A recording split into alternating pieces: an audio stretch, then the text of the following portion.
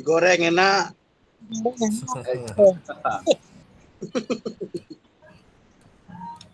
Apa cerita seminggu nih Kak Wen di sekolah?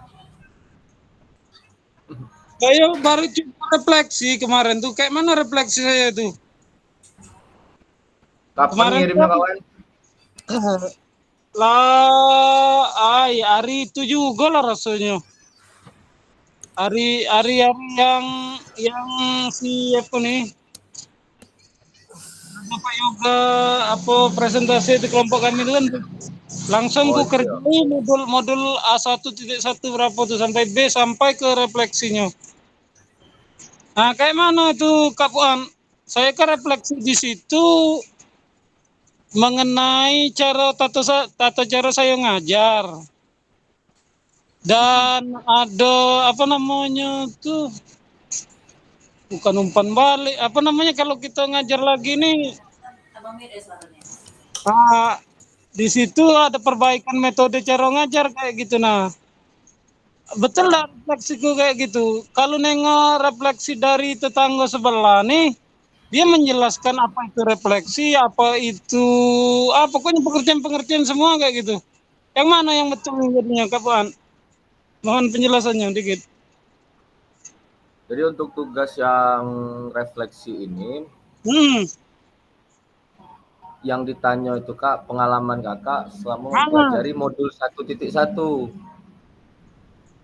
Pengalaman Kakak selama belajar modul 1.1 nih tentang paradigma dan refleksi. Nah, lalu dituangkan dalam tulisan.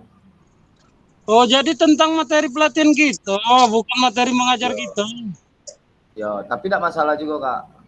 Kalau Kakak mengambilnya tentang proses pembelajaran Kakak di sekolah, tidak masalah. Yang penting memakai teori refleksi yang ada di modul. Ada teori framework game. Tadi kemarin itu kan pakai framework game. Ya.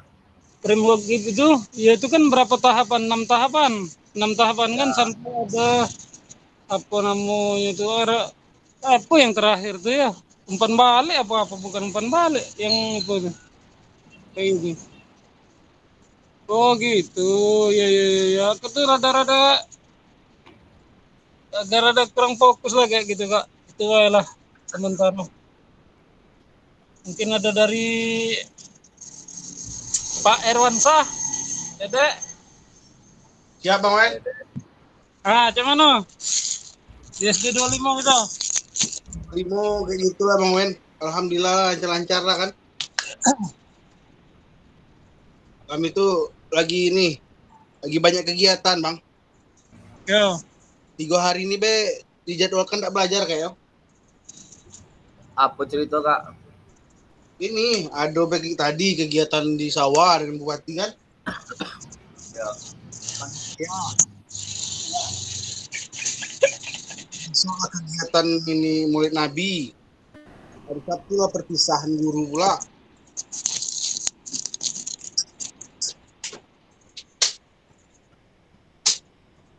Oh, refleksi tentang pelatih.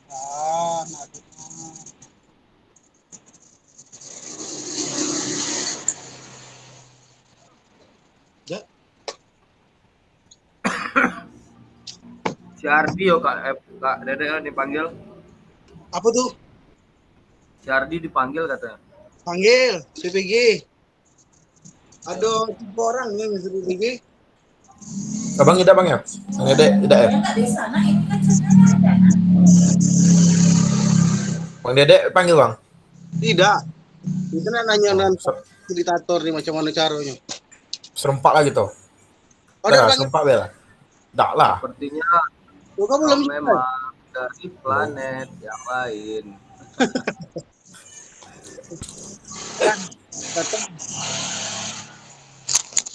Serempak gue bang. Halo.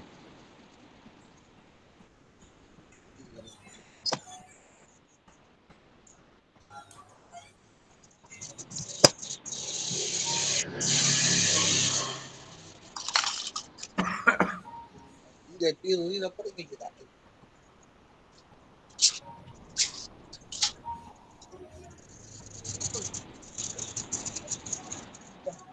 Pak ini jadi.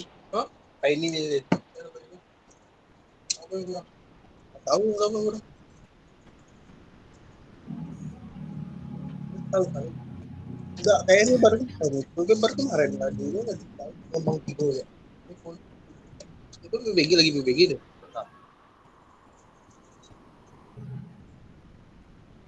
Enggak, bisa ikut lagi nih kau besok.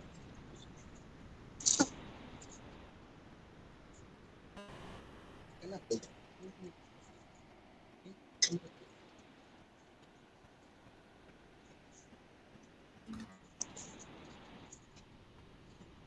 Waduh, salah buka nih.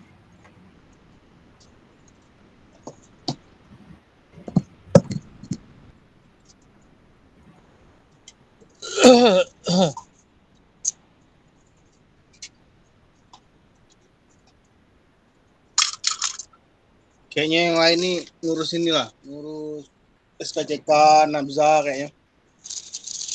Iya.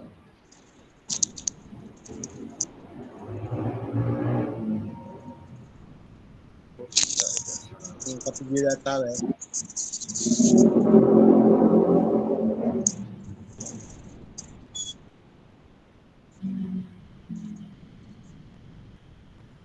Sampai santai berak kak.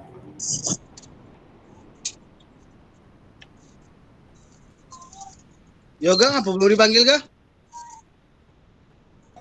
Belum cukup umur, Bang. Ayo. Umur tua. Serius. Aku baru TMT apa Desember 2020, Bang. Jadi belum pernah ikut dipanggil. Abang sudah pernah dipanggil, ujian sudah bahkan. Nah, sudah lolos administrasi.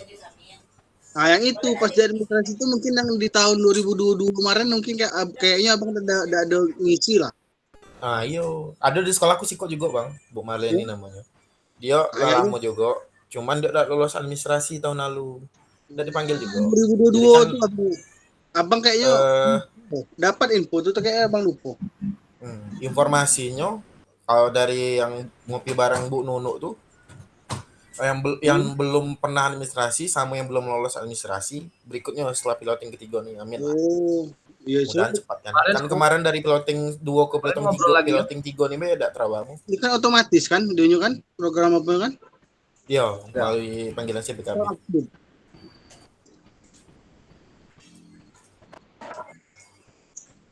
Selesai belum Pak Ardi? Oh Pak Ardi. Pak Ardi masih di Bulian ya? Oh Jangkrik. Mati. Kok? Iya, apa?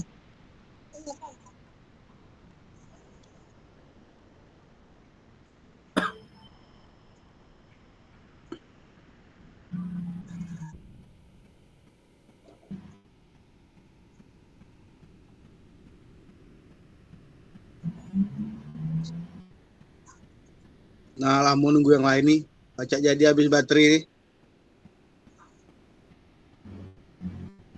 Gas dulu kak. Hah? Pak Suparno, assalamualaikum. Nggak ke kebun Pak Suparno ya?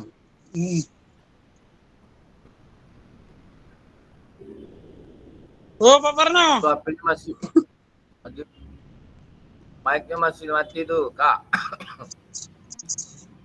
Libur nampaknya. Kenceng.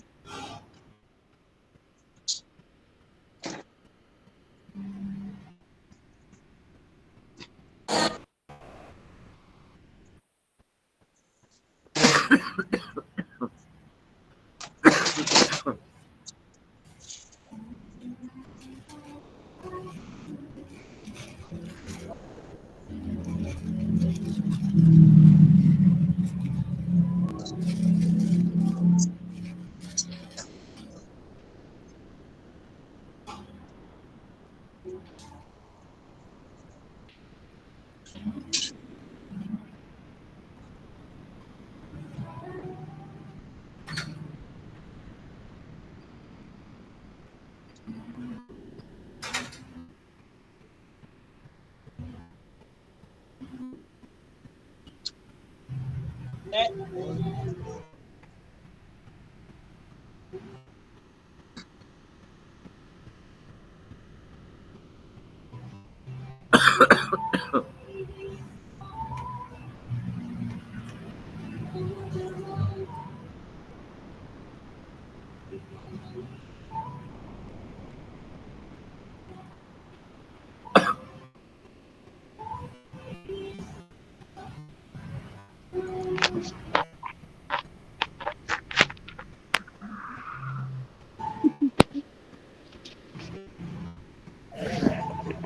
lah, aku jalan ke lah.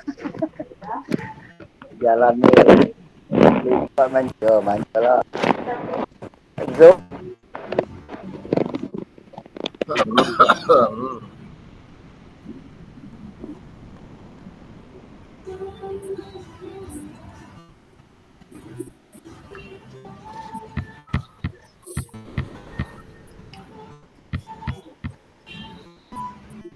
Halo Kak Amelia. Ya Kak. Aman ya? Panggil BPG juga. Oke, aman.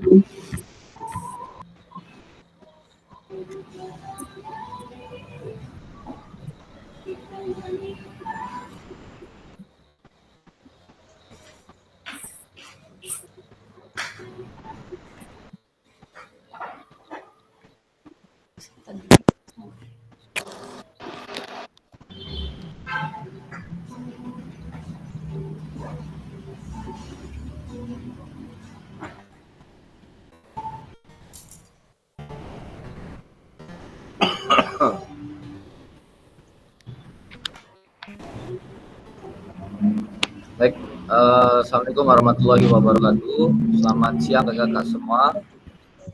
Siang. Waalaikumsalam warahmatullahi wabarakatuh. Alhamdulillah, ya Rabbil Alamin. Puji dan syukur atas rahmat Allah kita dapat bertemu kembali selama 1 jam ke depan dalam agenda pertemuan tatap maya, yaitu tentang penguatan materi pembelajaran PJOK berpusat pada peserta didik.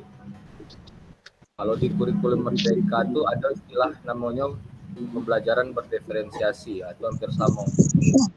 Di PKG ada namanya student center learning.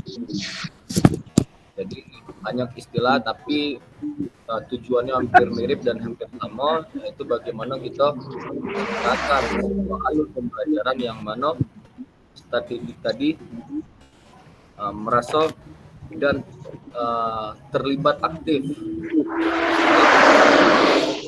maupun nanti pada output apa yang kita ajarkan pada proses pembelajaran. Baik, selama 30 menit ke depan kakak-kakak, ini kesepakatan kita bersama, nyalakan kamera, matikan mikrofon, hadir seutuhnya, menghargai waktu bersama, maksimalkan fitur chat, klik raise hand sebelum bertanya, kemudian gangguan teknis adalah hal yang wajar. Nah, jadi kakak-kakak, ini saya mengingatkan kepada kita semuanya. Jadi pada saat kita merecord pertemuan kita, jadi kakak-kakak yang masuk itu langsung terdata absennya secara otomatis oleh sistem. Nah, makanya tadi di grup saya sampaikan ketika memang ada kegiatan yang tidak bisa ditinggal, paling tidak kakak-kakak login di Zoom-nya, karena takutnya nanti sampai saat ini memang belum terpantau, tapi ditakutkan dan dikhawatirkan nanti ada teguran dari kakak-kakak dari BGB. Kalau secara saya pribadi juga tidak jadi masalah, cuman saya ingin kita sama-sama komitmen dan konsisten untuk menjalankan program kita selama 3 bulan. Nah, terkait kendala baik teknis non teknis, kita sampaikan, kita ceritakan di grup kira apa yang mau dibantu dan apa yang bisa kita lakukan untuk menyelesaikan 2 bulan ke depannya. Dan ketika ada kendala nanti kita cari sama-sama solusinya bagaimana kita tetap bisa menjalankan program kita selama 3 bulan. Tujuan sesi kita pada hari ini yaitu kakak diharapkan mampu memahami konsep pembelajaran PJOK yang berpusat pada peserta didik, memahami minat peserta didik sesuai karakteristik bidang jasmani, sosial, emosional, mental sesuai usianya masing-masing. Juga menganalisis studi kasus kegiatan pembelajaran PJOK berdiferensiasi atau student centered learning.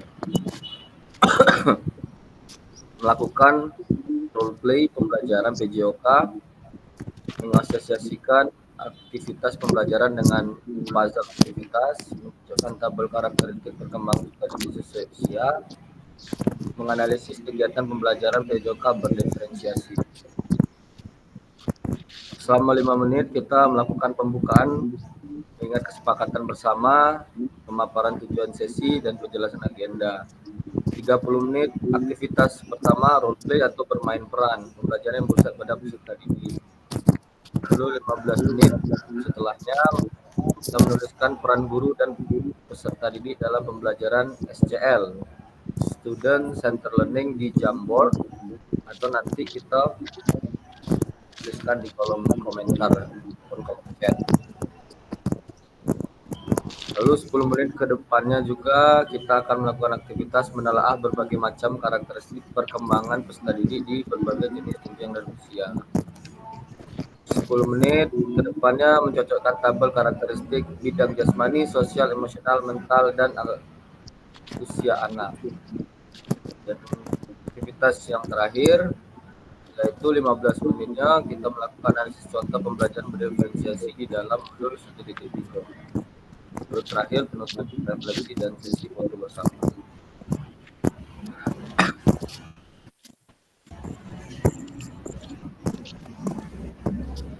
Bagaimana praktik pembelajaran PJOK yang berpusat pada peserta didik? Apa yang menandakannya? Nah, selama ini kan kakak-kakak kita selalu berbahasa, apalagi di kurikulum Merdeka ya Kak Wen dan kakak-kakak semua, bahwa di kurikulum Merdeka itu pembelajaran harus berpusat pada peserta didik, harus fokusnya ke peserta didik. Nah, sebenarnya apa tujuan ataupun esensi ataupun gambaran, bagaimana gambaran dari pembelajaran PJOK yang berpusat pada peserta didik? Kemudian apa yang menandakannya? Ini coba saya mau dengar suaranya Kak Yoga dulu lah, yang paling ini, yang paling segar. Kira-kira apa Kak? Siapa? Apa sih pembelajaran PJOK yang berpusat kepada peserta didik? Kemudian apa tanggalnya nih? Gitu. Nanti mungkin bisa Kak Owen juga, karena Kak Owen sudah banyak pengalaman. Silakan Kak Owen. Pembelajaran PJOK yang pembelajaran pada peserta didik itu adalah memberinya kesempatan kepada peserta didik kita untuk berpartisipasi lebih aktif dalam kegiatan pembelajaran PJOK kita. Misalnya memberikan pilihan kegiatan olahraga yang beragam, membiarkan siswa memilih sesuai minat mereka. Tanda-tandanya, contohnya itu adalah tentunya keaktifan peserta didik, Pak, serta umpan balik yang konstruktif, di mana dalam pembelajaran yang berpusat pada peserta didik, guru memberikan umpan balik yang konstruktif dan bermanfaat bagi perkembangan peserta didik. Umpan balik ini tentang penilaian performa fisik dan tentunya juga performa mereka dalam kegiatan pembelajaran olahraga secara keseluruhan. Itu salah satu tandanya, Pak. Ya, terima kasih Pak Fuad. Sangat luar biasa sekali Kak Yoga. Ya, secara teori ataupun secara penyajian kata-kata yang Kak Yoga sampaikan, bahwa esensi pembelajaran PJOK yang Kak Yoga maksud sebenarnya apakah sudah kita jalankan atau bahkan sebenarnya dari dulu itu sudah berjalan hal seperti itu. Ya, silakan Kak Ardi. Tadi resen ya.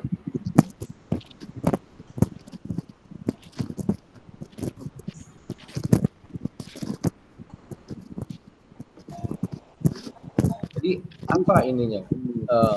Apakah apakah dengan kita menyampaikan dengan turut aktifnya anak-anak dalam proses pembelajaran PJOK dan memilih pembelajaran yang mereka sukai berdasarkan minat dan bakat, apakah itu adalah salah satu tanda dari pembelajaran berdiferensiasi? Ada yang punya pandangan lain, Kak Owen? Atau kakak-kakak yang lainnya, Kak Suparno? Ya, kalau menurut saya, Pak, berpusat kepada peserta didik, Pak. Apa yang kita ajarkan, ya mereka harus merespon apa yang kita ajarkan tuh, Pak. Mereka sehingga kita berpusat pada peserta didik. Gitu, Kak. Ya. Jadi ini kita kupas sedikit, Kak, ya. Karena pembelajaran kita PJOK itu kan kita bisa bilang dari pembelajaran mata pelajaran yang lain itu sangat bermakna. Jauh sebelum kurikulum merdeka ini ada, kakak-kakak. Contoh, pada saat kurikulum masih berstatus kurikulum KTSP, kemudian berubah jadi K13.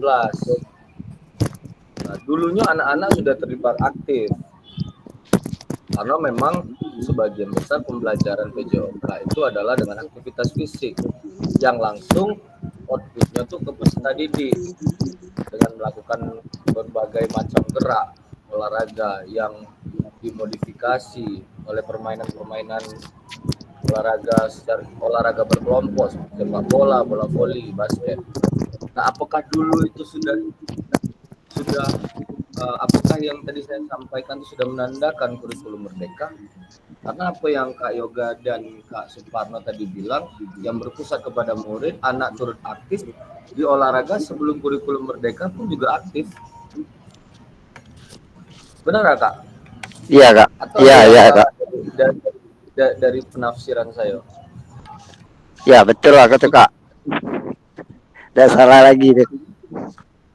Artinya kita sudah memakai kurikulum merdeka dan atau kita sudah pernah memakai kurikulum merdeka ini, menjalankan kurikulum merdeka sebelum kurikulum merdeka ini hadir. Nah, jadi kita akan pilah atau kita pisah, kakak-kakak. Jadi maksud dengan pembelajaran berdiferensiasi di sini, apa yang disampaikan tadi Kak Yoga, bahwa poin pertama, anak terlibat aktif.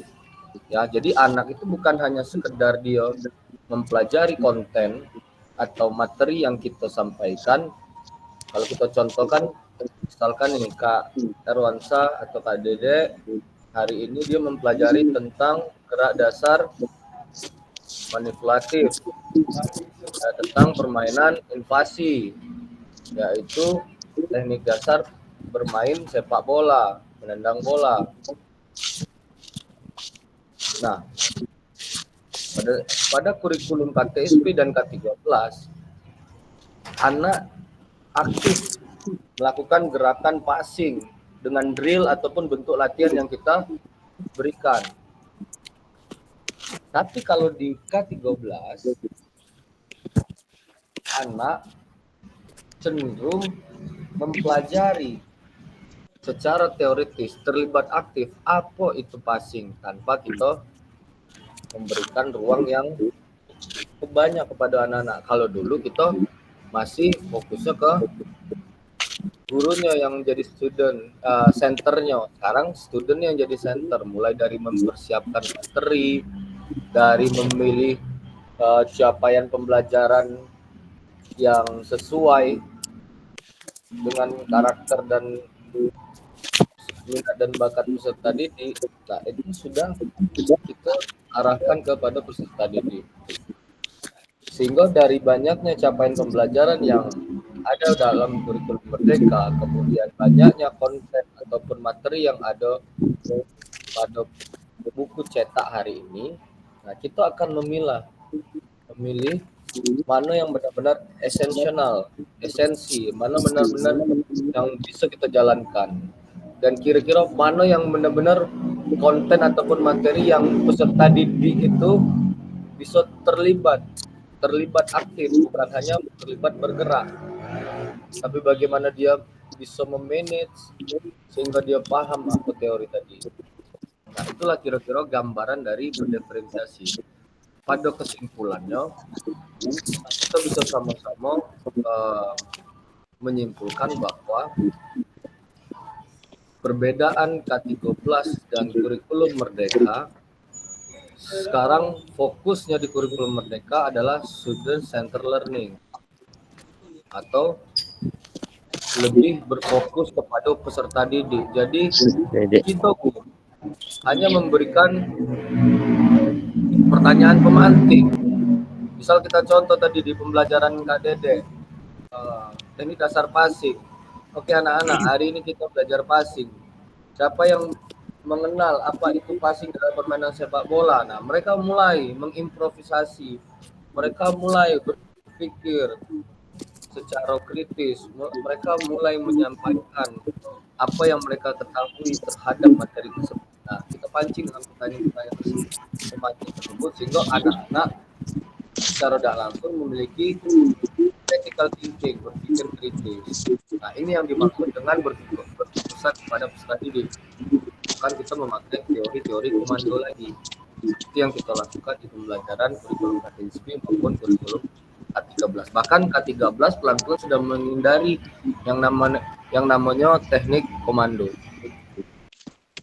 Kita lanjut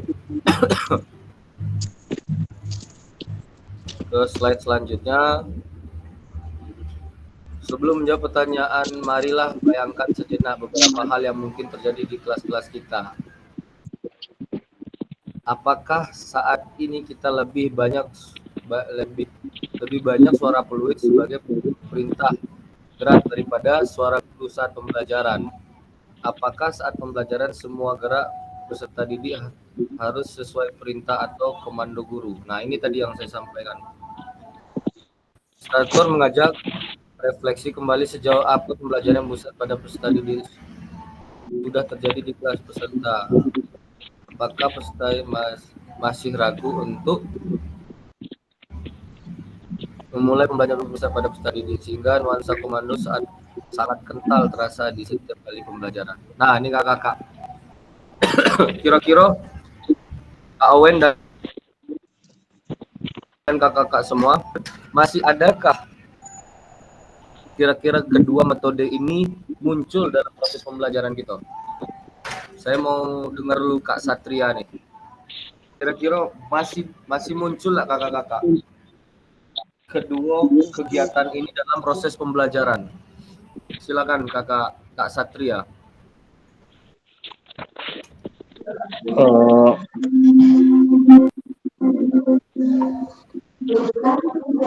Kalau maaf Pak ya, di sini agak ribut.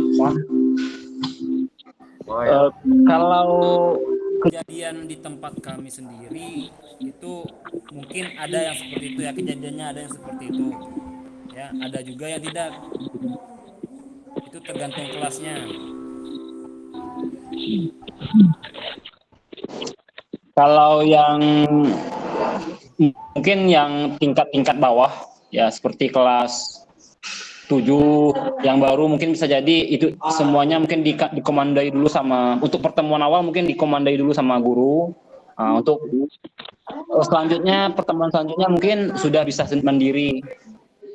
Begitu untuk kelas atas mungkin sudah karena apa ya, karena udah pernah belajar dari kelas-kelas sebelumnya, dari misalnya contohnya nih kelas 11, kelas 8.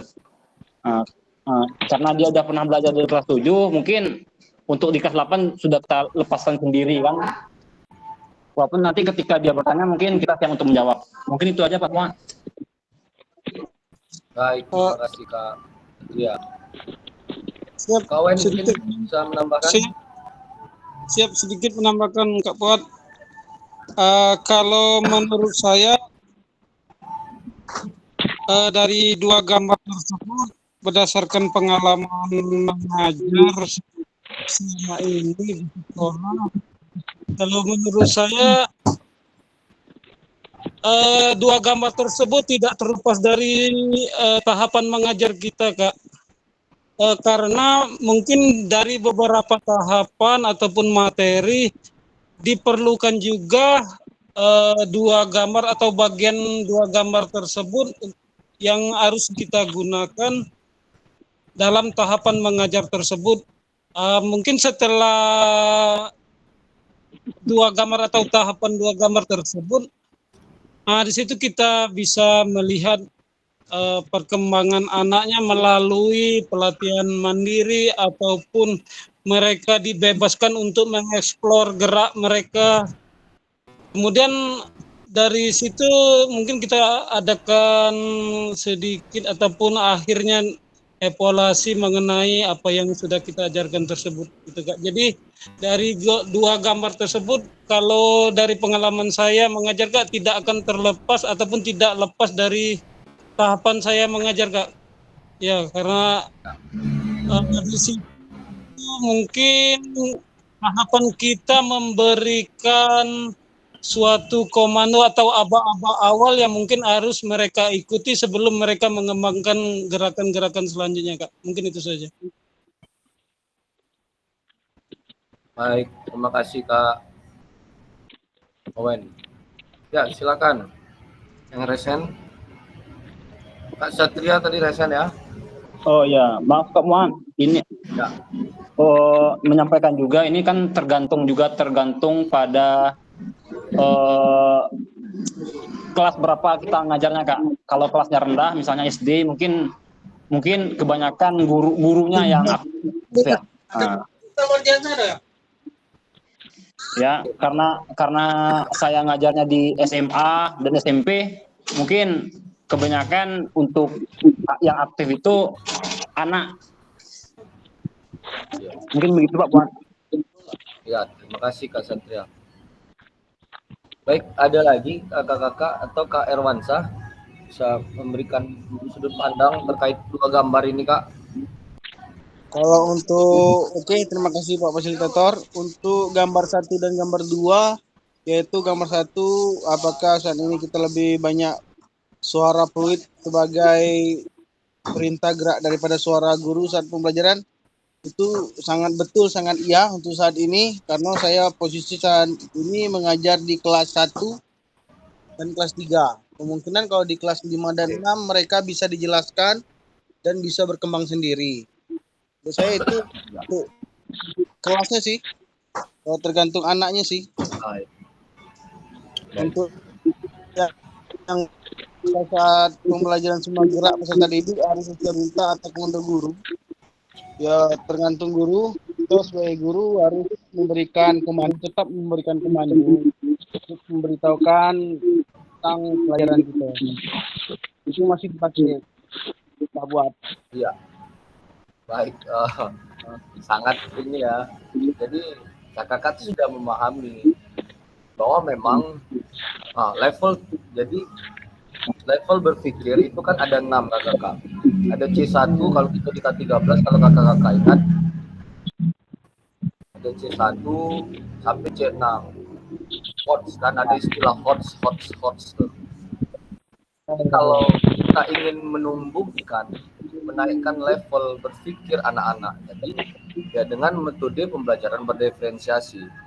Jadi memang kembali kepada esensinya, apakah pembelajaran berdiferensiasi termasuklah kepada dua gambar tadi. Dari beberapa penjelasan kakak-kakak, saya menyimpulkan bahwa dua materi ini tidak termasuk dari proses dari pembelajaran berdiferensiasi karena lebih banyak gurunya yang memberikan instruksi. Nah, tapi benar yang disampaikan oleh Kak Owen dan juga Kak Erwansyah tadi,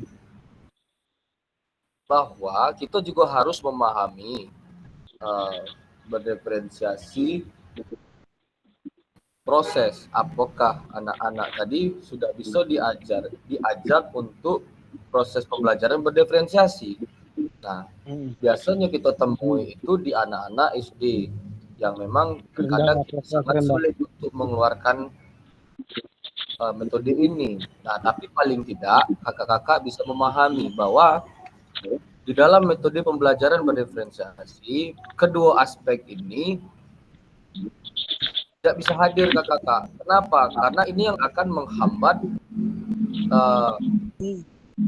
proses pembelajaran yang berpusat kepada muridnya. Di mana kalau kita tengok dari fluid lebih banyak terbunyi pada saat proses pembelajaran. Kemudian banyak perintah dalam proses pembelajaran yang kita berikan. Artinya pembelajaran tadi masih berfokus kepada siapa kakak? Guru.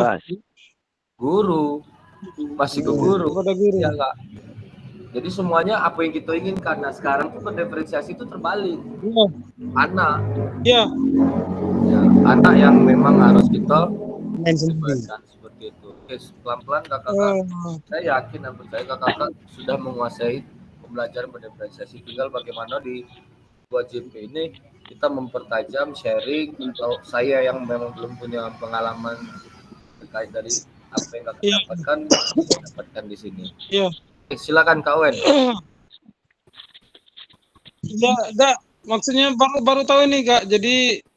Jadi pemikiran saya itu mulai terbuka. Jadi untuk selama ini tadi mungkin tahap ataupun sistem pengajaran saya lebih kepada fokus kepada guru Kak. Jadi itu tadi sistem komando, sistem pengajaran komando tadi kayak gitu. Ya. Jadi gitu, Kak. Untuk belajar berdasarkan berpusat kepada peserta didik itu, saya di sini pengen belajar kayak gitu nah. Gimana nih apa cara-caranya ataupun metode-metode seperti itu Kak? Ya. Yang pasti untuk itu belum tahu belum apapun ya Kak. Ya. Gitu. Jadi ya. Jadi gambaran besar dari pembelajaran berdiferensiasi itu merangkup kepada 3 aspek.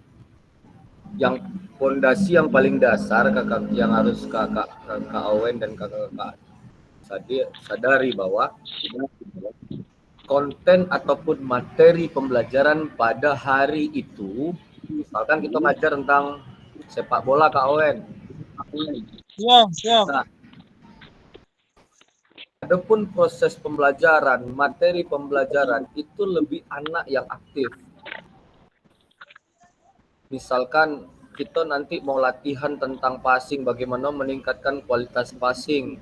Nah, nanti kita tugaskan kepada anak untuk mencari bentuk-bentuk latihan. Bukan kita yang memberikan drillnya.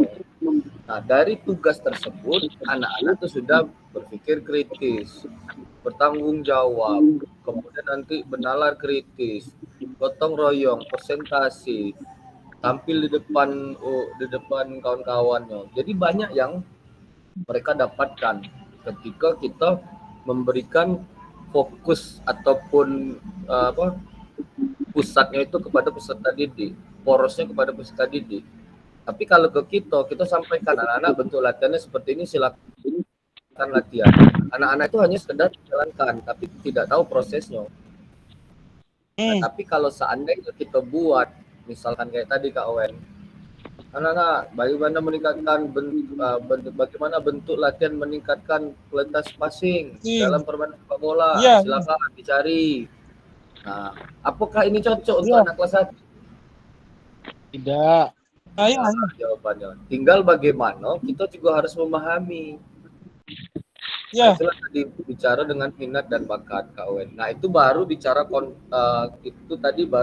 tentang proses. Prosesnya tadi kita ambil berdiskusi atau metode discovery learning. Kita kasih materi, kita kasih permasalahan, anak itu mencari jawaban. Banyak lagi metode-metode yang akan kita ajarkan. Ya, pada intinya peserta didik tadi lebih aktif, lebih banyak terlibat ketimbang kitanya sendiri. Tadi kita hanya pada 20%, berikan pertanyaan berupa tujuan pembelajaran yang kita sampaikan, baru menyampaikan gambaran besar tentang materi yang kita ajarkan. untuk pendalaman materi dan juga latihan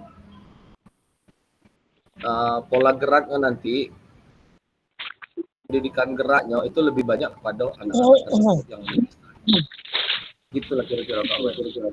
Oke. Kita lanjut lagi.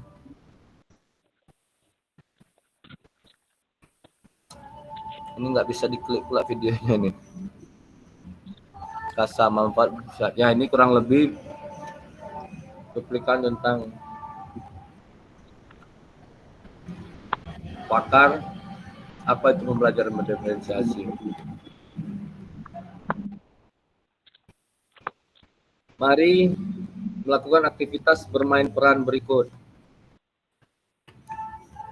Jadi play ini kita bermain peran kakak-kakak. Yo. Ini ada aktivitas pertama kurang lebih selama 30 menit. Capaian pembelajaran peserta didik atau peserta kegiatan memahami gerak fundamental. Apa itu gerak fundamental? Tujuan pembelajaran. Peserta didik melakukan dan memahami gerak koordinasi dengan benar. Peserta didik mengetahui efek dari latihan yang dilakukan.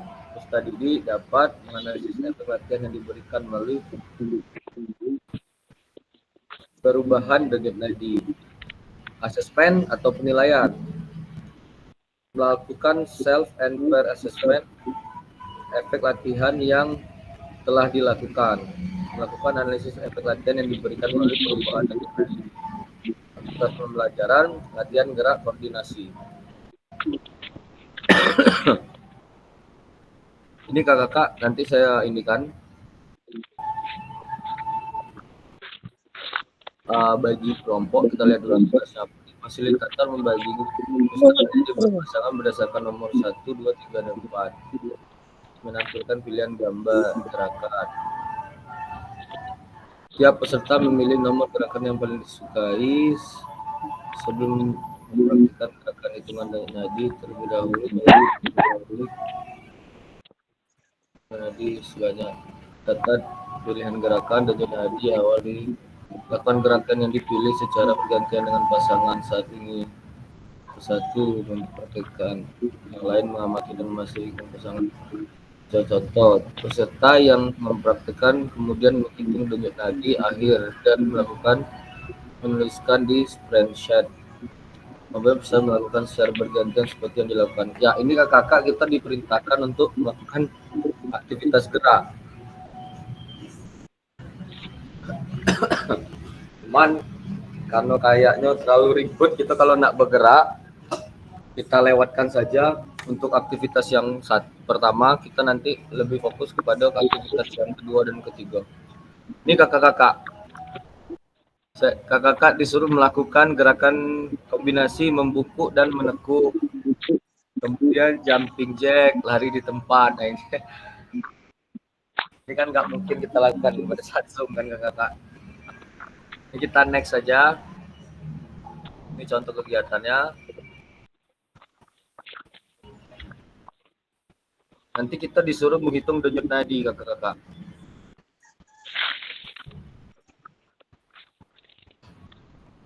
Ya, apakah semua sudah bergantian melakukan gerakan dan observasi? Mari melakukan umpan balik. Dapat memberikan umpan balik mengenai gerakan dilakukan oleh pasangannya di spreadsheet yang telah disediakan. Bagaimana cara kita melihat apakah latihan dilakukan sudah benar?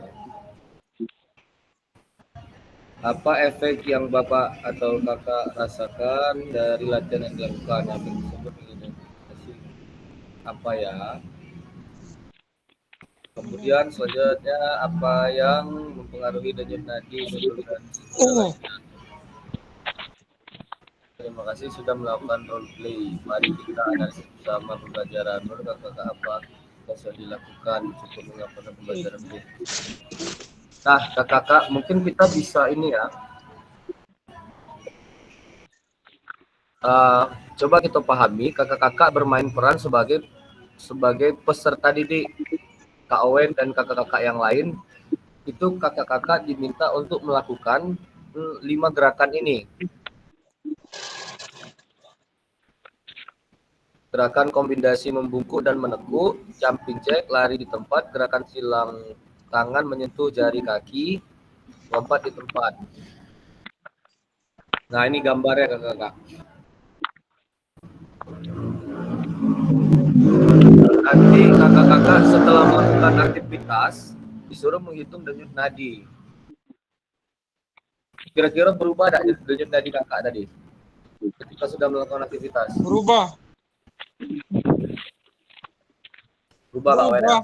Berubah jadi lebih cepat. Karena kita melakukan aktivitas. Ya, kita anggap kita sudah melakukan. Berarti apakah semua sudah berganti melakukan? Ya, berubah jawabannya.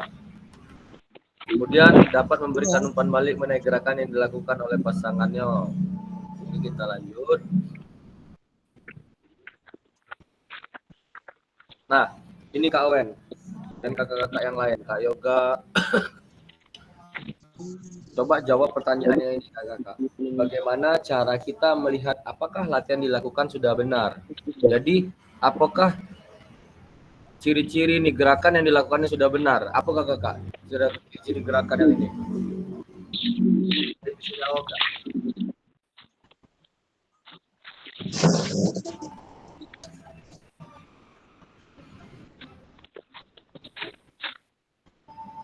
Ada yang bisa membantu menjawab apa ciri-ciri?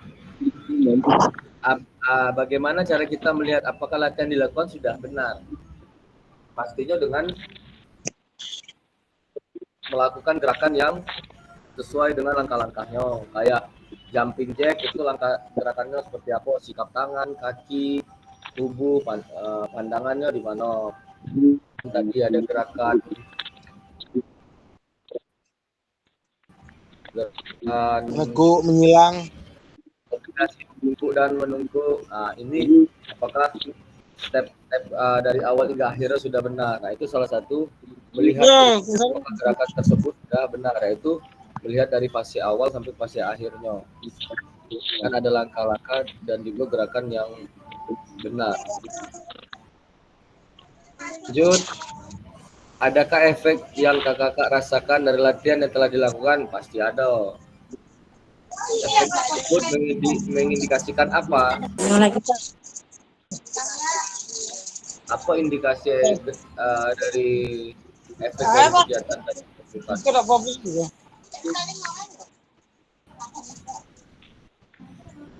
Adanya perubahan denyut nadi ketika melakukan aktivitas.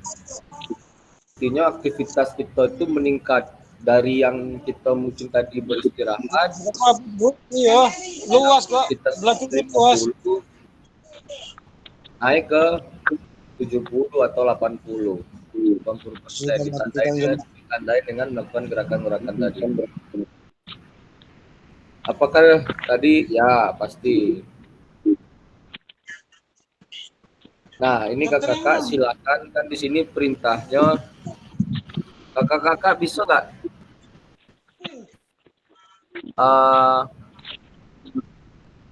download Jamboard? Apa kita di kolom chat baik?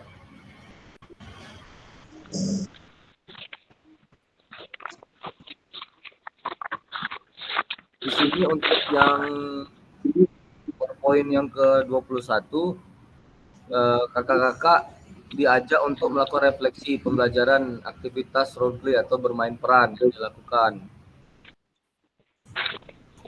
Kemudian kedua, fasilitator menyiapkan terlebih dahulu Jamboard. Nah, Jamboard ini kita ganti kolom chat baik kakak-kakak. Pada saat sisi sinkronus, Satap Maya membagikan link Jamboard. Oke, sebelum mencoba membahas beberapa pengalaman kakak-kakak mencoba bersama selama 5 menit. Nah, kira-kira kakak-kakak ini pertanyaannya menurut kakak, apakah aktivitas yang dilakukan cukup menggambarkan pembelajaran yang berpusat pada peserta didik? Kenapa? Nah, jadi dari aktivitas pertama tadi, gambarannya kakak-kakak disuruh melakukan 5 gerakan. Ya, kakak melakukan gerakan tersebut, kemudian itu denyut nadi, lalu ditanyakan perasaannya apakah ada perubahan atau. Nah, silakan kakak-kakak sampaikan kira-kira proses pembelajaran yang tadi atau aktivitas yang tadi cukup menggambarkan pembelajaran PJOK yang berpusat pada peserta didik. Nah, kalau iyo kenapa, kalau tidak itu kenapa. Silakan kakak-kakak tulis di kolom chat. Ya, saya kasih kakak-kakak, saya dikasih waktu selama kurang lebih 5 menit. Berikan pandangan terkait gerakan yang aktivitas yang dilakukan tadi, yang ini. Mana nih? Nah, yang ini gerakan-gerakannya apakah sudah pembelajaran berdiferensiasi atau belum? Silakan.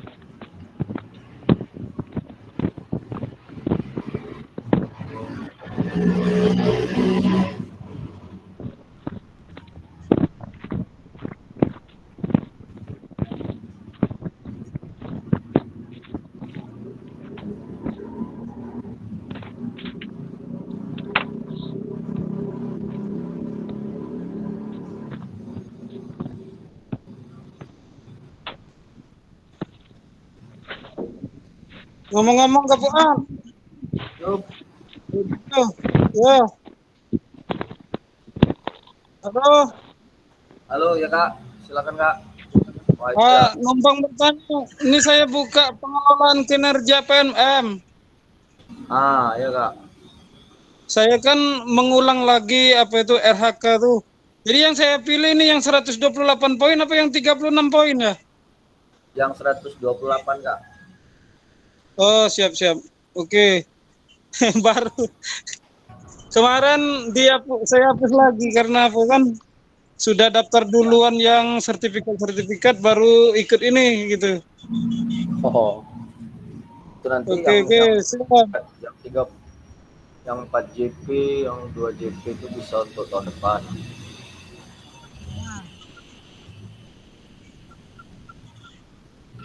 Oke, Yang udah masuk siap. pesan dari Kak Wen, menurut saya gambar di atas sudah menunjukkan pembelajaran berdiferensiasi karena gerak yang disajikan sudah bermacam-macam. Di situ siswa akan cenderung menyukai salah satu gerakan yang disajikan. Oke, menarik sekali ya pernyataan dari Kak Wen. Wah, dia menyampaikan bahwa dari aktivitas 1 bahwa sudah menunjukkan ciri-ciri ataupun karakteristik pembelajaran untuk berdiferensiasi. Baik, kakak-kakak ditunggu yang lain untuk tanggapannya.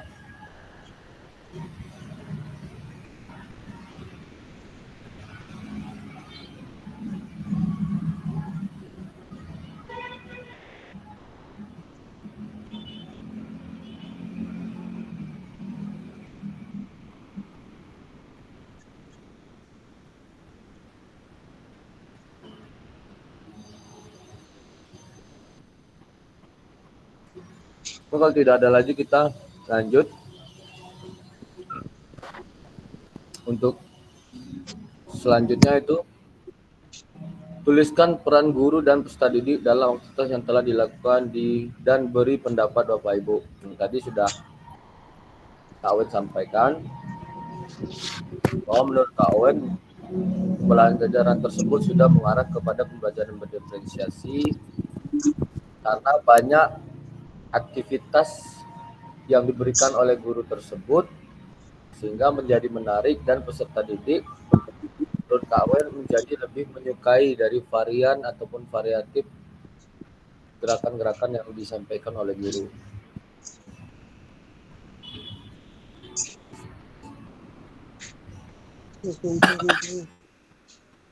Lanjut. Ya, ini sudah penggunaan Figma. Nah, ini peran guru dan peserta didik dalam pembelajaran peserta SCL. Nah, ini Kak Wen ya. Jadi Kak Wen dan Kak, di sini kita akan melihat apa sih peran kita dalam pembelajaran SCL. Apa tuh Kak Yoga SCL tuh Kak? Kepanjangannya. Singkatan dari apa nih SCL tuh? Student Center Learning. Atau pembelajaran yang berpusat pada peserta didik. Ya, pembelajaran yang berpusat kepada peserta didik, Pak. Ya, atau pembelajaran berdiferensiasi itu sama semua Kak Wen. Jadi kita tidak usah pening, tidak usah bingung. Kalau ada ngomong berdiferensiasi ya itu SCL juga. SCL tidak ada bedanya, sama semua. Kalau di PJOK SCL dia kita ketemu. Kalau guru penggerak kita ketemu yang namanya berdiferensiasi. Kalau di kurikulum Merdeka proses pembelajaran berpusat pada peserta didik. Semua pengertian definisinya sama. Baik, di sini apa sih ciri-ciri atau peran dari guru dan peserta didik dalam pembelajaran berdiferensiasi, pembelajaran SCL dan pembelajaran berpusat pada peserta didik. Nah, yang pertama guru itu bertindak sebagai fasilitator Kak Owen dalam proses pembelajarannya. Nah, selama ini mungkin kita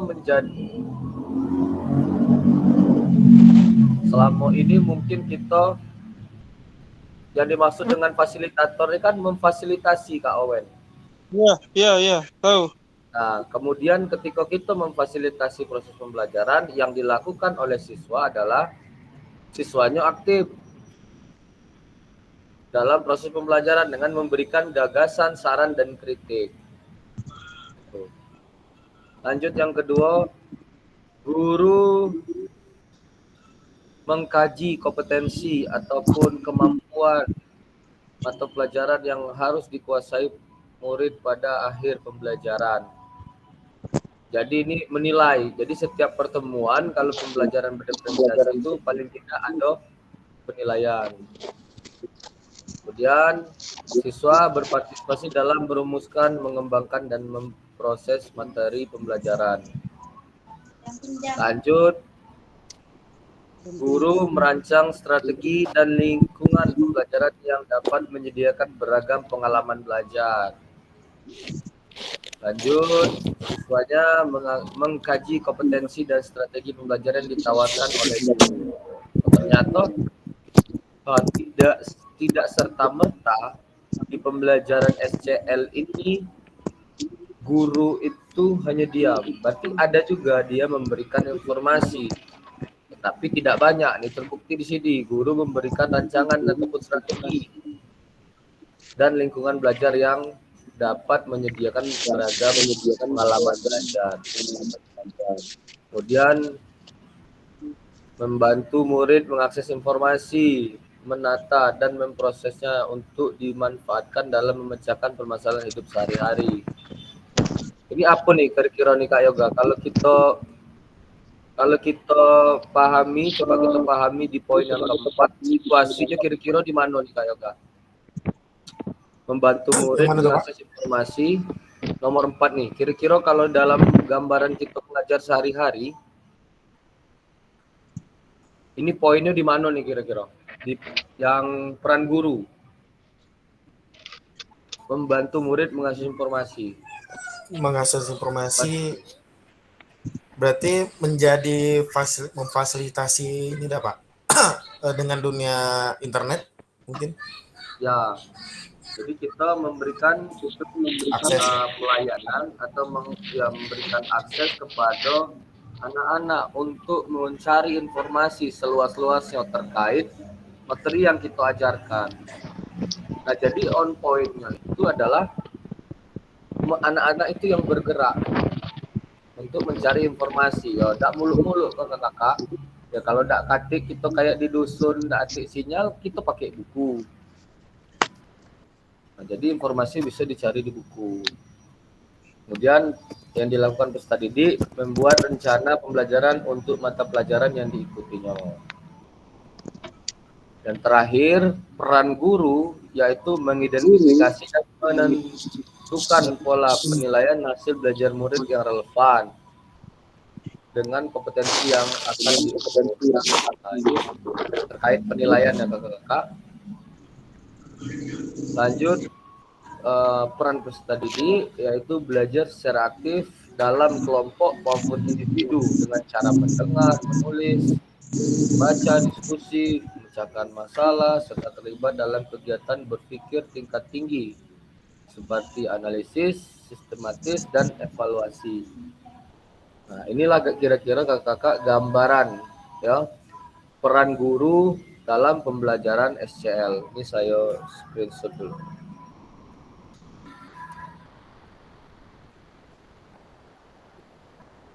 Masukkan ke grup.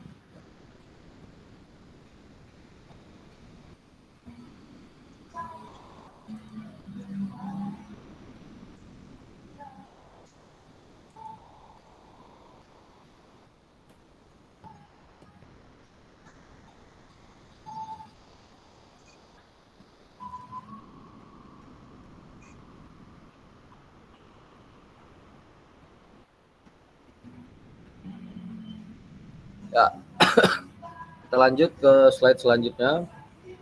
Dalam proses student center learning atau proses pembelajaran yang berpusat kepada didik, guru akan berperan sebagai fasilitator dalam proses pembelajaran.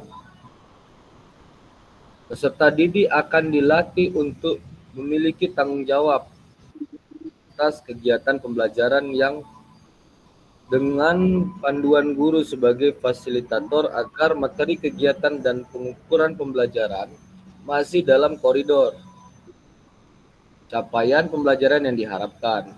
Nah, jadi kita fokusnya adalah bagaimana apa yang dibuat oleh anak-anak tadi tidak keluar dari tujuan pembelajaran. Misalkan anak-anak ini kita ajarkan tentang permainan sepak bola. Nah, mereka nih kita hari fokusnya kepada teknik dasar menendang bola. Tapi nanti pada saat prosesnya tiba-tiba anak itu ingin belajar syuting atau mengaitkan. Nah, boleh saja mengaitkan materinya dengan syuting atau pola menyerang dalam permainan sepak bola, akan tetapi kita harus membatasi apa materi pada hari itu. Jangan sampai nanti materinya melebar. Nah, itu adalah salah satu tugas dari fasilitator. Agar materi kegiatan dan ukuran pembelajaran masih dalam koridor. Dalam hal ini, guru dapat mendorong perkembangan peserta didik karena guru bukan satu-satunya sumber. Nah, ini poinnya nih. Kita bukanlah satu-satunya sumber belajar karena di dalam proses pembelajaran berdiferensiasi kita lebih kepada mengarahkan, menuntun anak. Karena kita di sini sebagai fasilitator. Bagaimana fasilitator tadi punya tujuan melakukan proses pembelajaran berdiferensiasi yang berpusat kepada peserta didik, di mana ruang sebesar-besarnya itu ada kepada aktivitas anak. Di sini perintahnya seberapa banyak peserta didik diberi ruang untuk melakukan aktivitas terlibat dalam pembelajaran. Pasti banyak. Karena nggak mungkin kalau kita pembelajaran berdiferensiasi dan berpusat pada murid itu anak-anaknya malah lebih sedikit beraktivitas daripada kitanya. Jenis-jenis pembelajaran SCL yang apa yang pernah Bapak Ibu perhatikan dalam pembelajaran. Nah, ini kakak-kakak bisa kakak baca itu ada di modul ya. Di modul kita buka dulu modulnya.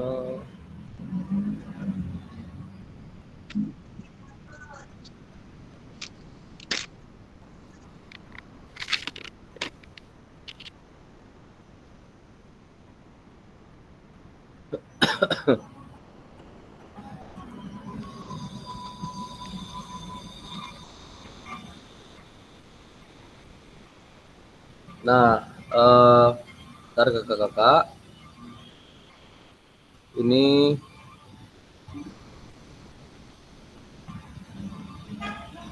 kita pindahkan dulu ya. Kakak-kakak kalau mungkin ada yang belum buka modul. Jadi fokus dari ataupun jenis-jenis proses pembelajaran yang berpusat kepada peserta didik ya, itu ada 7 ya. Ada 7 kalau nggak salah, ada 9 ya. Nih, yang pertama jenis-jenis pembelajaran student centered learning. Yang pertama ada small group discussion, atau kalau kita bilang tuh metodenya diskusi. Nih, salah satunya kelihatan nggak? Nggak kelihatan ya? Kelihatan Pak, kelihatan. Kelihatan ya? Itu sudah saya kirimkan juga modulnya di grup. Yang pertama itu ada SGD, yaitu small itu kecil ya, grup kecil untuk berdiskusi. Yaitu metode diskusi merupakan model pembelajaran yang melibatkan antara kelompok peserta didik dan kelompok peserta didik, atau kelompok peserta didik dan pengajar untuk menganalisis atau menggali, memperdebatkan topik atau permasalahan tertentu. Nah, lanjut yang kedua, yaitu ada model jenis yang kedua ada role play and simulation. Metode ini berbentuk interaksi antara 2 atau lebih peserta didik tentang suatu topik atau kegiatan dengan menampilkan simbol-simbol atau peralatan yang menggantikan proses kejadian atau sistem yang sebenarnya. Jadi dengan model ini peserta didik mempelajari suatu sistem dengan menggunakan model. Nah, ini biasanya kalau kita dalam PJOK tuh kita cari anak-anak tipe orang yang punya kompetensi lebih di dalam satu bidang, misalkan bola voli. Anak-anak yang memiliki kompetensi yang baik dalam bidang bola voli, mereka menjadi contoh. Nah, mereka akan melakukan simulasi terkait teknik-teknik dasar permainan bola voli. Nah, kemudian yang mengamati adalah rekan-rekannya. Jadi di situ anak-anak lah yang menyampaikan bagaimana cara melakukan teknik dasar bola voli yang benar, anak-anak yang mencontohkan, kemudian mereka berlatih pun juga secara mandiri. Nah, itu dimaksud dengan CL. Lanjut discovery learning. Nah, ini yang sering kita lakukan.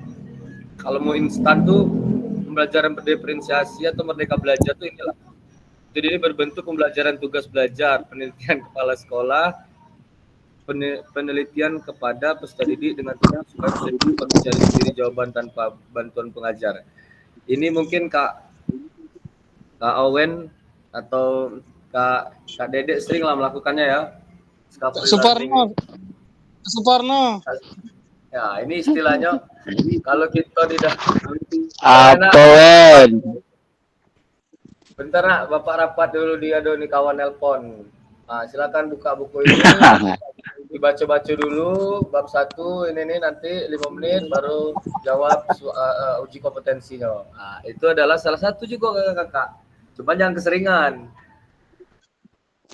Kapan dia keseringan tuh kecolongan kan? Jangan. Ya. Lanjut direct learning. Metode ini berbentuk pemberian tugas belajar kepada peserta didik dan membebaskan peserta didik untuk bertanggung jawab terhadap pembelajaran dengan atau tanpa orang lain yang meliputi aspek kesadaran, Wen. strategi belajar, kegiatan belajar, Absen, evaluasi, Pak Wen. keterampilan. Ya, interpersonal. Nah, ini hampir sama. Perbedaannya kalau ini lebih yang poin nomor 3 discovery learning ini lebih apa ya?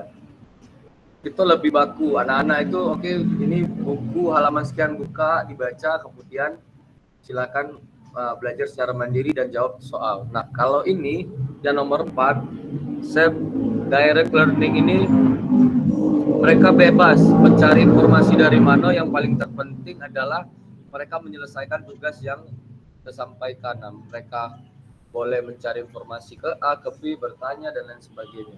Hampir mirip. Kemudian comparative learning. Metode pembelajaran komparatif adalah kegiatan pembelajaran dengan cara berkelompok untuk bekerja sama, saling membantu, membangun konsep, menyelesaikan persoalan, dan inquiry.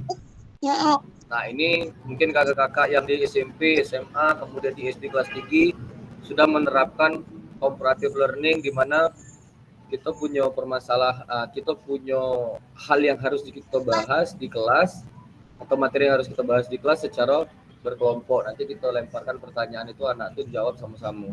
Nah, itu kakak-kakak sudah menerapkan pembelajaran comparative learning.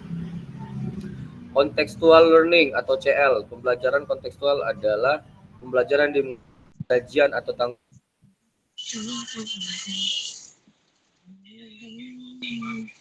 jawab lisan, dunia nyata, kehidupan peserta didik, daily life modeling, sehingga akan terasa manfaat dari materi yang akan disajikan.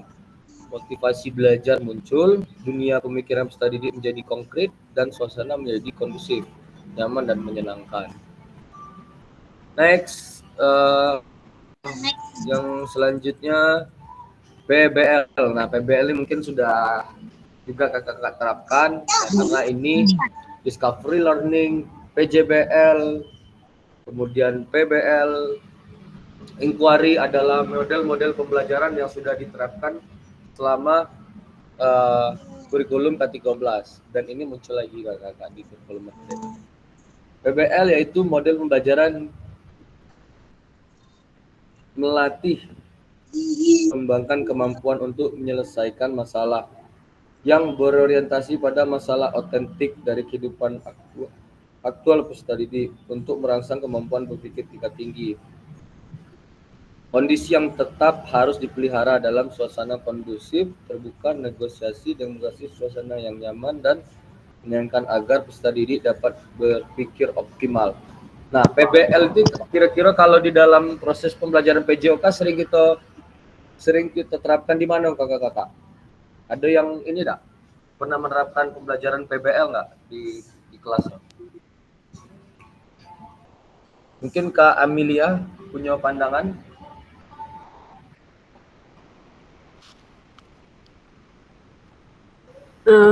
Ya Pak, di kelas saya belum menerapkan problem based learning, Pak.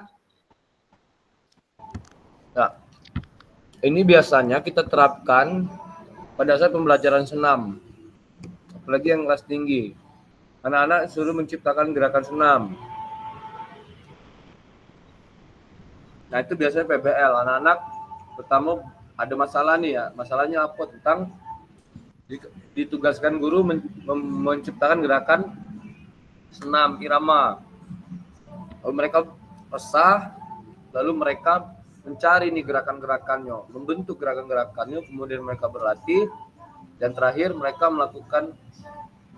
mempraktikkan gerakan sekaligus hasil dari ataupun output dari pembelajaran tersebut. Nah, mungkin yang di kelas tinggi SMP dan SMA sudah menerapkan pembelajaran atau berbasis problem based learning. Dan yang terakhir di dalam masih ada 8. Collaborative learning atau CBL. Metode ini memungkinkan peserta didik untuk mencari dan menemukan jawaban sebanyak mungkin, saling berinteraksi untuk menggali semua kemungkinan yang ada. Nah, kalau ini biasanya pemberian umpan balik. Jadi ketika kita proses pembelajaran kita sering memberikan pertanyaan pemantik. Nah, ini hampir sama dengan ciri pembelajaran kolaboratif learning. Nah, mereka saling memberikan pertanyaan pada saat berdiskusi, sering memberikan jawaban, sering memberikan sanggahan pada saat proses pembelajaran. Terakhir, project based learning. Nah, ini PJBL. Materi pembelajaran ini memberikan tugas-tugas project yang harus diselesaikan oleh peserta didik dengan mencari sumber pustaka sendiri. Ini hampir sama dengan PBL. Bedanya ini ada outputnya. Oke, kita masuk ke ini. Stop share screen, kita share screen lagi.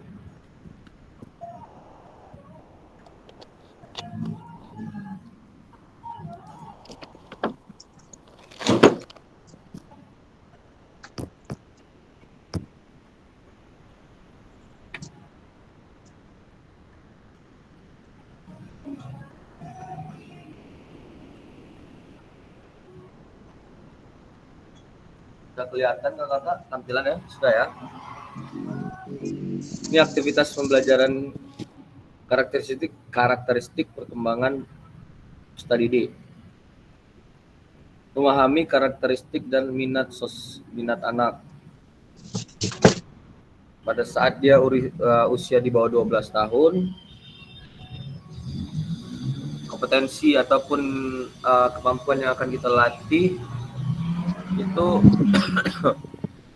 ada kemampuan jasmani, sosial, emosional, dan mental. Kemudian dari tingkat SD, PAUD, menengah, dan atas. Cocokkan karakteristik berikut, manakah bidang dan usia yang sesuai. Karakteristik aktivitas: berlari, berjalan, berlari, merangkak, menanjak, melompat, menendang, menarik, melempar, dan memukul bola. Ini kira-kira apa nih kakak-kakak? Yang poin pertama nih. Berjalan, berlari, kira-kira apa yang dibentuk tuh kakak-kakak?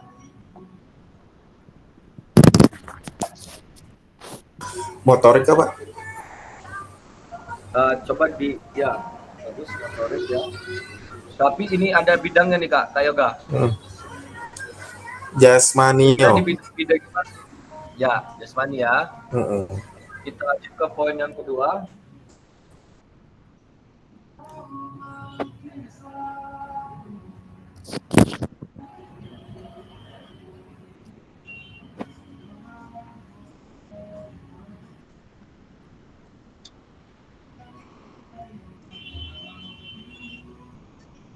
Berapa kok? Anak-anak pada usia ini mulai mengembangkan rasa diri mereka sendiri dan belajar untuk memahami perasaan orang lain. Mereka juga mulai belajar untuk bergaul dengan teman sebaya mereka. Kira-kira apa tuh kakak? Bergaul sosial Pak. Bergaul dengan teman sebaya. Sosial ya. Ada poinnya di situ, bergaul. Baik. Terima kasih Kak Yoga. Mereka mulai mengalami emosi yang lebih intens seperti kemarahan, kesedihan. Berarti emosional ya kakak-kakak. Terakhir, anak-anak mulai belajar untuk memahami dan mengelola emosi mereka serta untuk bernegosiasi dan menyelesaikan konflik mental. Lanjut, berikut karakteristik bidang usia sesuai. Ya ini sama. Lanjut. Tuh. Ya. Mari kita diskusi. Apa pentingnya guru mengetahui karakteristik peserta didik? Apa kira-kira? Pak Suparno. Supaya kita mengetahui tingkah laku masing-masing anak tuh Pak. Ada yang macam ini tingkahnya, ada yang macam itu. Jadi kita pahami tingkah laku anak itu satu persatu Pak. Iya. Oke, bagus ya. Jadi kita memahami pentingnya itu ya biar tahu kan bagaimana. Ada lagi yang lain? Ada lagi yang lain?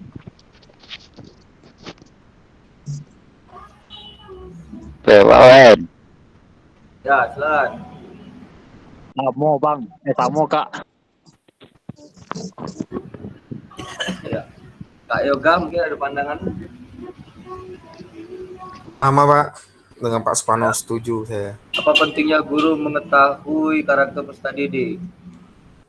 Bagaimana cara mengakomodasi berbagai karakteristik dan minat peserta didik dalam pembelajaran? Nih, bagaimana nih Kak mengakomodir?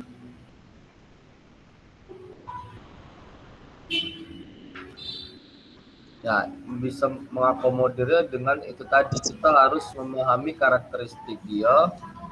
Kemudian ketika kita memberikan sebuah tindakan, nah kita harus menyesuaikan dengan karakteristiknya. Contoh, anak-anak yang keras itu kan tidak bisa kita kerasi juga.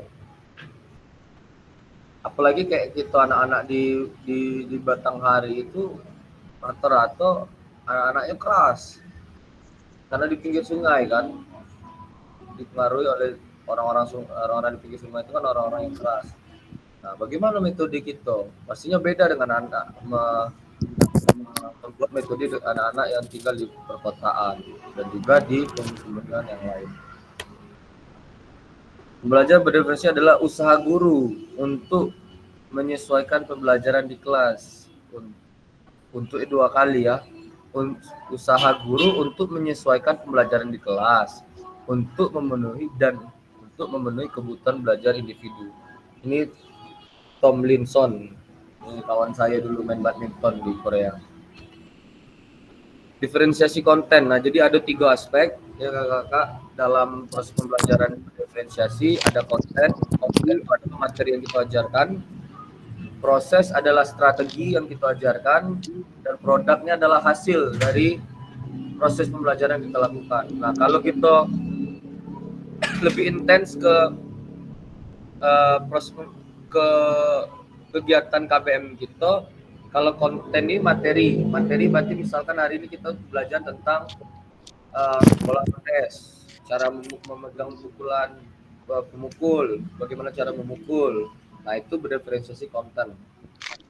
Prosesnya adalah strategi kita mengajar, apakah kita mengajar dengan teknik komando, apakah tadi kita dengan SCL, ada 9 bentuk metode SCL.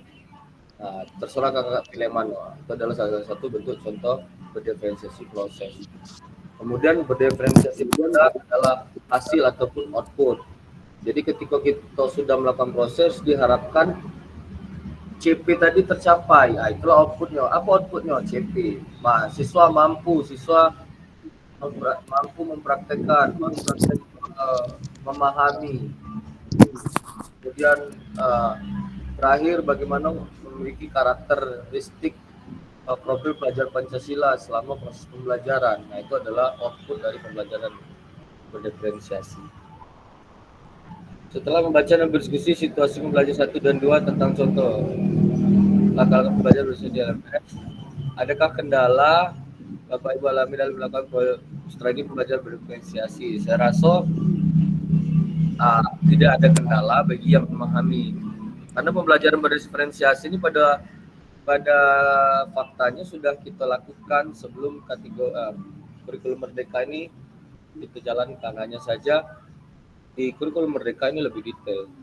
Gagasan baru apa yang Ibu atau kakak dapatkan dari contoh penerapan strategi pembelajaran berdefinisi dalam modul. Ya, tadi ada 9 ya. Ada Discovery Learning, PJBL, PBL, ada banyak tadi ya, ada 9. Saya lupa tadi karena bahasa Inggris. Tapi saya cenderung menerapkan yang Discovery Learning tadi, Kak Yoga ya. Iya, Pak. Lanjut. Oke, setelah sesi ini unggah hasil refleksi modul 1.3 di LMS. Gunakan pertanyaan refleksi untuk menulis refleksi. Nah, kakak-kakak, untuk tugas 1.3 pakailah refleksi yang ada berapa kemarin kan contoh-contoh penulisan refleksi. Silakan kakak-kakak buat refleksi terkait pembelajaran berdiferensiasi, materi pembelajaran berdiferensiasi ini. Jadi kakak-kakak tulis dalam bentuk refleksi. Paham nggak kira-kira kakak-kakak untuk tugas 1.3 ini membuat refleksi? Kemarin kan ada dua ya Kak Yoga ya, Borton dan Gibbs kan? Nah, itu Borton sama Gibbs. Ya, kakak-kakak buat, tapi mengaitkan tentang pengalaman ataupun apa yang hal-hal baru yang kakak dapatkan dalam pembelajaran berdiferensiasi. Memahami konsep pelajaran Jokai jadi sudah memahami minat Ustadidi, karakteristik sosial emosional dan mereka. Ini saya yakin ketiga poin ini di setiap sekolah pastinya beda-beda. Nah, yang paling terpenting adalah kakak-kakak paham apa itu pembelajaran berdiferensiasi, kira-kira siap apa tidak kita menjalankan. Itu tergantung kepada kesiapan anak. Apakah metode yang tadi di awal disampaikan, metode komando tadi itu kurang tepat? Belum tentu. Kenapa? Tergantung dari siswanya. Kadang memang harus kita melakukan metode komando. Apakah metode komando itu jelek? Tidak juga. Nah, yang paling terpenting itu kan tujuan pembelajaran itu tercapai. Pembelajaran berdiferensiasi ini adalah salah satu proses pembelajaran yang dimana untuk meningkatkan level berpikir anak, ya memang metode yang tepatnya seperti pembelajaran berdiferensiasi. Ada 9 aspek tadi atau model. Tapi tergantung dari peserta didik kita tadi, apakah dia sudah siap untuk jalani. Izin kakak slide-nya tuh enggak gerak ya dari tadi ya. Ini baru bergerak. Ini baru bergerak. Tadi tidak bergerak Pak. Oh, Muhammad Rasulullah. Baru nih yang bergerak. Tadi tidak ada bergerak Pak. Baru yang muncul tadi dan muncul. Jadi kakak-kakak ini ada waktu 5 menit lagi, silakan kakak-kakak ini ya 2 orang lah merefleksikan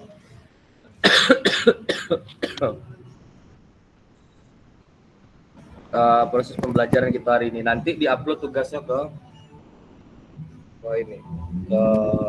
LMS. Jadi tugasnya membuat refleksi modul 1.2. Contoh refleksinya boleh dengan metode PEMOP, Borton atau Gibbs.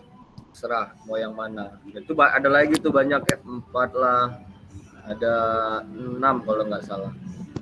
Dari banyaknya metode yang disampaikan dalam modul, silakan kakak-kakak pilih yang mana kakak-kakak lebih memahaminya, lebih mudah untuk meneruskan refleksi. Oke, kita buat satu pertanyaan lah sebelum kita closing. Karena saya rasanya sudah Lewat. Sudah selesai ini. Sudah lewat waktu.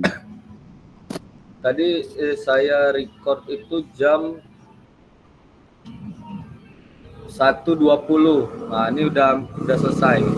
2 menit kakak-kakak. Sudah selesai. Ada beberapa yang mau kepo. Silakan. Saya tutup dulu.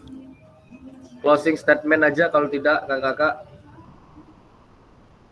Kita mau dengar suara siapa nih? Siapa? Bila itu Assalamualaikum warahmatullahi wabarakatuh. Kak Suparno bolehlah memberikan closing statement.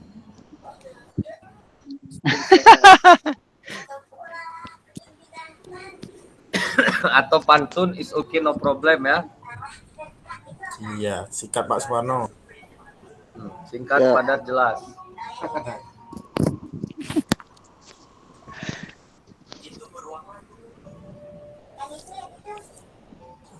Boleh di on kamera kalau sekalian mau foto bersama-sama ya. Kak, iya, Kak Owen lagi jemput anak. Kak Ardi, Kak Amelia.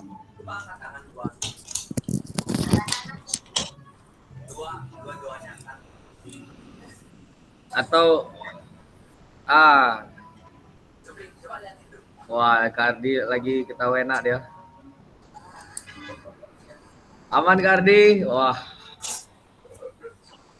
Bu Amelia ini ya, Bu. Ibu kepanggil BPG ya? Iya, lagi ngurus bahan. Bu Amelia itu panggil lah gue dah. Gak, kau kenal lah kami Gak? Enggak. Saya kan tahap 2, Pak. Kayak kenal lah. Ya, Datingan aku dah tuh. Enggak. apa-apa. Bu Amelia itu panggil lah. Yo. Tahap 2, Pak, ya? Oh iya. Tahap 2. Oh iya. Nanti. Oke, closing statement. Siapa kira-kira Kak Eli Kak Emilia lah. Silakan Kak Emilia. SMA Tahu kau dulu. kira-kira informasi yang Kakak dapatkan pada siang hari ini. Gabungan yang lain. Aduh. Statementnya yang lain, Pak. Nah, berarti kan cuma 2 lah dia dulu. Iya, luar berarti. Kak Suparno, kata-kata Kak Suparno untuk Ya. pertemuan kita pada siang hari ini. Mana mungkin? Man mungkin. Coba yoga lah Pak, saya udah ada konsen ya Pak. Tiga kakak ya, katakan hari ini Siapa? jangan lupa buka LMS. Iya. Dicek LMS kalau ada tugas silakan. Si Pak. Baca dulu kan, baca dulu baru kayak. Kak Parno sudah selesai itu semuanya modul itu. Oke. Ya, Sudah. Sudah selesai ya. Yang aku kasih seorang polisi Kak Suparno itu boleh lah di ini. ada yang tertangkap 20 kilo. Untuk di LMS Kak atau bisa Dari HP.